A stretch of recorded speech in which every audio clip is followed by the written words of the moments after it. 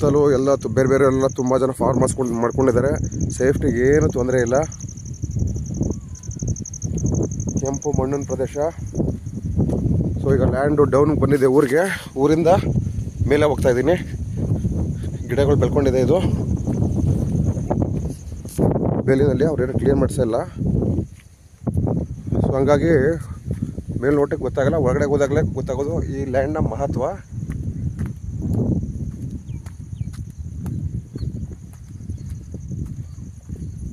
ಈ ಪಕ್ಕದಲ್ಲಿ ಎಲ್ಲರೂ ವ್ಯವಸಾಯ ಮಾಡ್ತಿದ್ದಾರೆ, ಮನೆಗಳಿದ್ದಾವೆ. ಹಂಗಾಗಿ ಸೇಫ್ಟಿಗೆ ಏನು ಪ್ರಾಬ್ಲಮ್ ಇಲ್ಲ.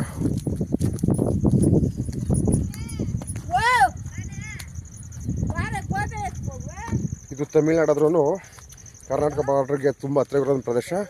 ಇಲ್ಲೊಬ್ರು ಮಾತಾಡ್ತಿದ್ದಾರಲ್ಲ, ಕೇಳಿಸ್ಕೊಳ್ಳಿಲ್ವೇ?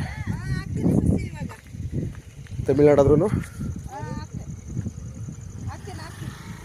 ಕನ್ನಡ ಸ್ಪೀಕಿಂಗ್ ಬೆಲ್ಟು ನಮ್ಮ ಬಾರ್ಡ್ರಿಗೆ ಹತ್ತಿರ ಇರುವಂಥದ್ದು.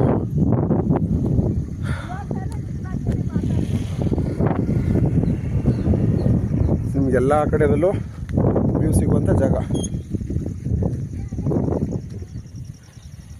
ಈ ಥರ 40 ಅಡಿ ರೋಡ್ ಇರುವಂಥ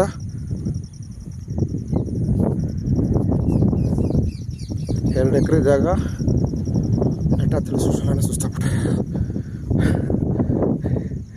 ಈ ಥರ ಸುತ್ತಲೂ ಇಲ್ಲಿ ಇರುವಂಥ ಜಾಗ ಕ್ಲೀನ್ ಮಾಡಿಸ್ಕೊಂಡ್ರಂತಿದ್ದು ಹಳೆ ಫಾರ್ಮ್.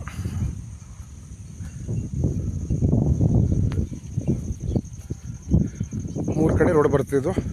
ಯಾವ ಕಡೆ ಬೇಕು ಇಲ್ಲಿ ಕನ್ವೀನಿಯೆಂಟ್ ಆಗುತ್ತೆ ಅಲ್ಲಿಗೆ ಗೇಟ್ ಇಟ್ಕೊಬೋದು.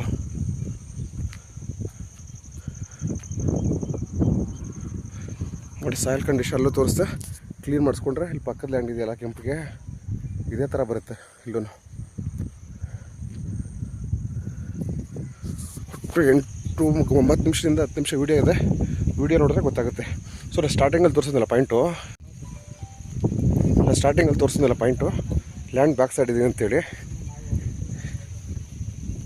ಇದೇ ಅದು ಅವಲ್ಲೊಂದು ಗೇಟ್ ಕಾಣಿಸ್ತೀವಿ ನೋಡಿ ಒಂದು ವೀಡಿಯೋ ಸ್ಟಾರ್ಟಿಂಗಲ್ಲಿ. ಈ ಕಡೆ ಇಲ್ಲಿ ಒಂದು ಕಾರ್ನರ್ ಬರುತ್ತೆ. ಗೇಟ್ ಬೇಕು ಅಂದರೆ ಇಲ್ಲೇ ಇಟ್ಕೊಬೋದು. ಇಲ್ಲಾಂದರೆ ಈ ರೋಡಲ್ಲಿ ಎಲ್ಲಿ ಬೇಕಾದ್ರೂ ಸೆಂಟ್ರಿಗೆ ಇಟ್ಕೊಬೋದು.